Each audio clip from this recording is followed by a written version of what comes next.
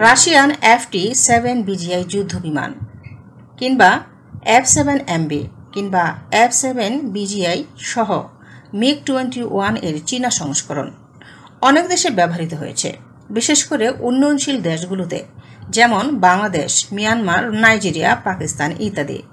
এসব দেশে এই যুদ্ধ বিমানগুলোর বেশ কয়েকটি দুর্ঘটনারও শিকার হয়েছে। এই বিমানগুলো বিধ্বস্ত হওয়ার পেছনে কিছু সাধারণ এবং বিশেষ কারণও রয়েছে। আজ বিশ্লেষণ করব সেই কারণগুলো। প্রথমত রয়েছে পুরনো ডিজাইন এবং প্রযুক্তিগত সীমাবদ্ধতা।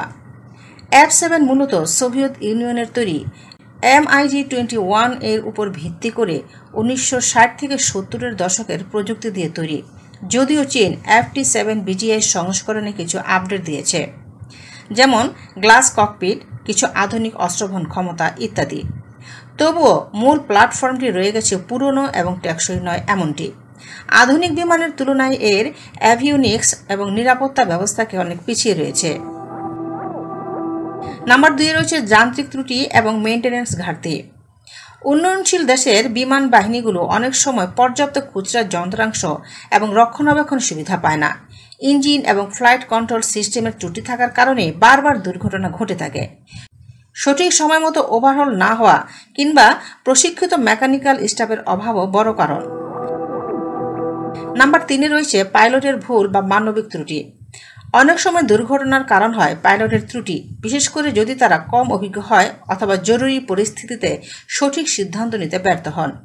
কমপ্লেক্স পরিস্থিতিতে পুরনো বিমানে সিমুলেশন ট্রেনিং না থাকায় ভুল বেড়ে যায়।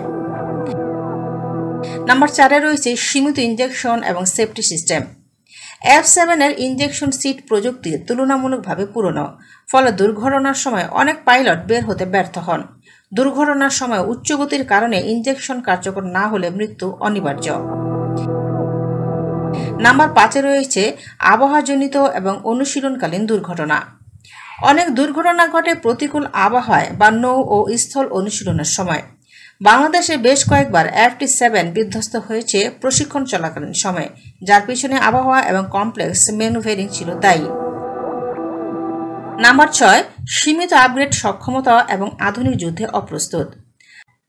আধুনিক 4.5 অথবা 5th জেনারেশনের বিমানের সঙ্গে তুলনা করলে FT-7 খুবই প্রাচীন, যুদ্ধে এর অস্তিত্ব টিকিয়ে রাখাও কঠিন। আপগ্রেড করলেও মূল কাঠামো বা ইঞ্জিন ক্ষমতা অপরিবর্তিত থাকায় তা দীর্ঘস্থায়ী হয় না। এবার আসি বাংলাদেশ প্রসঙ্গে।